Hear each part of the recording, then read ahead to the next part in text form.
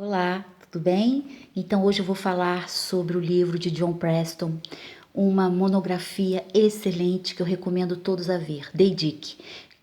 Trata-se sobre a Inglaterra 1939, começo da guerra, e uma senhora com muitas posses em um terreno, chama um escavador. Ele não é um escavador, ele não é um arqueólogo, ele é um escavador local, do qual eles vêm a ter vão se envolver nesse sentido com um achado espetacular que ele começa a fazer a escavação. E nisso ela está fragilizada porque perdeu o marido na guerra e adquire uma doença de infância, que as pessoas vão ver no filme. Então isso tudo traz uma força terrível a nível eletromagnético e a nível de transferência emocional. Somos emocional, somos, como se diz, somos a dualidade em si, e a emoção nos transpassa nesse sentido.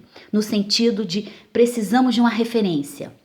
Assim como os povos neolíticos, os povos nas cavernas, nós necessitamos de uma transferência a nível facial. Então Deus está na transferência que nós fazemos. Por isso copiamos. As pessoas copiam porque somos cópias. Somos cópias de uma única célula. Mas voltando ao The Dick, que é de John Preston, é uma brilhante cinematografia aonde o senhor Brown começa a escavar. E ele observa aquela senhora frágil, muito rica, dona de uma propriedade imensa, e ela vê que existe algo ali, e ela contrata simplesmente um arqueólogo amador da prefeitura local, e esse cara faz um achado incrível, um achado espetacular, que é um barco anglo-saxão do século III, e vocês vão ver, é impressionante o achado dele. Mas antes disso, nós vamos captar a energia do filme no sentido romântico, que é o que o escritor aborda. Volta para o livro, sai do filme, que não é completo. No livro, ele escava um local e ali ele diz: Senhora Edith, não entre nessa tumba. E ela reporta no mesmo ano o achado de Howard Carter, que foi as tumbas do Tut, né, no Egito. E naquele momento ali ela vai escavar uma tumba, tá, gente? E aí vem as maldições, entre aspas, do que ela está escavando. Então, quando ela começa a escavar aquela tumba, aparece uma doença inexplicável, uma febre reumática na infância que transforma-se em um problema seríssimo a nível da miocardiopatia. Então ela começa a sentir dores no coração e o tempo dela começa a se esgotar nessa fração. Cada vez que o senhor Brown começa a escavar, ela começa a sentir dores. Por duas libras por semana, ele escava aquilo tudo. Só que antes disso, ele é soterrado dentro de uma vala que ele consegue, e ela estava ali. Antes de ser soterrada, ela vai ao cemitério rever o seu marido, e lá ela entrega as flores. Neste momento que ela entrega as flores, ela sai de lá com a vida e com a morte nas suas mãos. Então ela tem consciência que ela vai morrer, ela tem consciência que ela está com uma doença de cura e diz ainda não. Então ela sabe que tem um projeto a ser tratado, que é a escavação. Quando o senhor Brown é soterrado, ela começa a escavar emergencialmente ali aquele buraco para tentar resgatar. E nesse momento ela faz a transferência. E a transferência faz com que ela se apaixone. Então naquele momento ali, ela pede todos os funcionários corram e retirem o seu Brown. O senhor Brown sai, ela faz respiração boca a boca, dá água para ele vomita terra e volta à vida. E quando ele volta à vida, ele vai à sua residência se limpar, mas no mesmo dia ele começa o trabalho. O homem era um touro para trabalhar. Diferente dos arqueólogos, obviamente formados da universidade.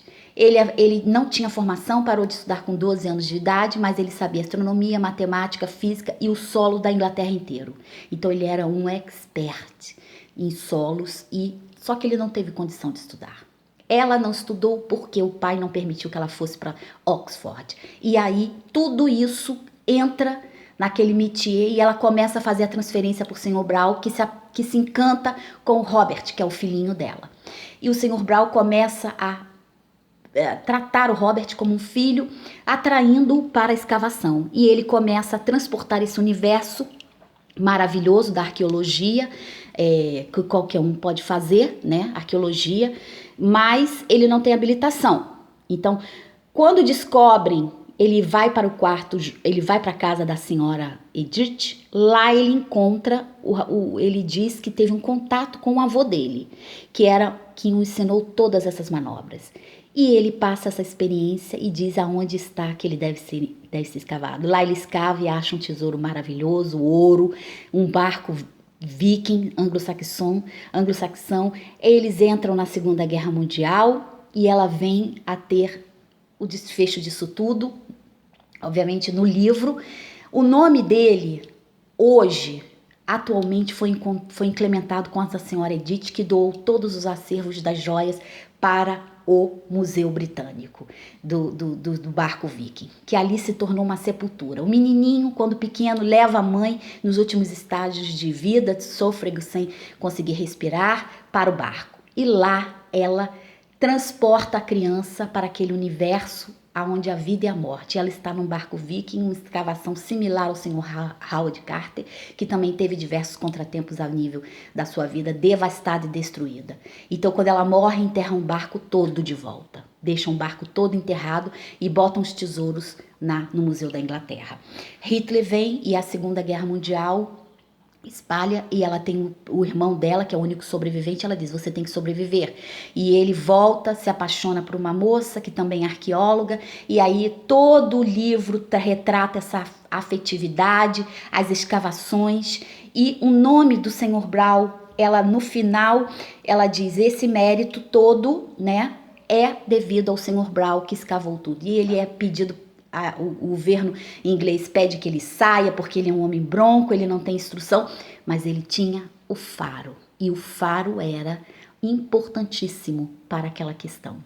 Aonde escavar e o que escavar. Então, quando ele tem esse êxito, ele descobre esse barco. Então, o barco praticamente é dele, e o mérito também era dele. Isso tudo traz uma grande performance ao livro, que é uma brilhante monografia que vale a pena as pessoas verem. Porque o passado torna-se o futuro. E a linguagem das moedas e o cunho, tratando-se de uma civilização viking que mal sabia ler e não sabia escrever, não tinha escritura, como se tratava a moeda, se cunhava aquelas moedas. Então existe um pedaço na evolução dos vikings que não foi totalmente elucidado pelos próprios vikings, hoje reportado em minisséries. Então eles tinham estrutura social, política, cunho, moedas e tudo mais de suas pilhagens. E ouro, muito ouro.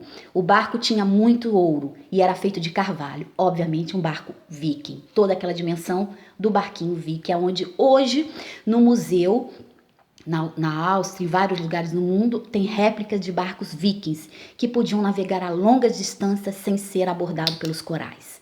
Isso tudo é um estudo mostrando que o passado, o presente e o futuro podem estar implementados dentro de uma grande célula ou uma grande sinopse.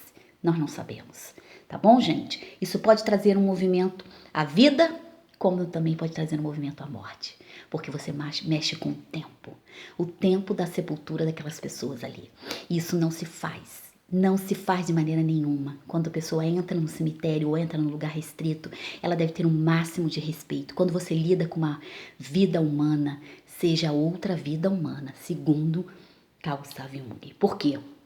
Porque há espíritos em todos os locais, e esses espíritos, eles não dormem.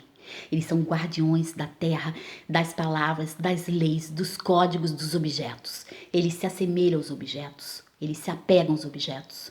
Por isso que esses espíritos vagam pela terra e constantemente as pessoas estão em contato com essa energia. Eu sou Márcia, médium, vidente sensitiva e clarividente.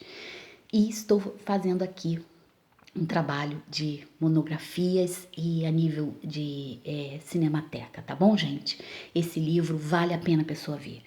Obviamente que o final fica para quem lê o livro, tá bom? Obrigado, fica com Deus.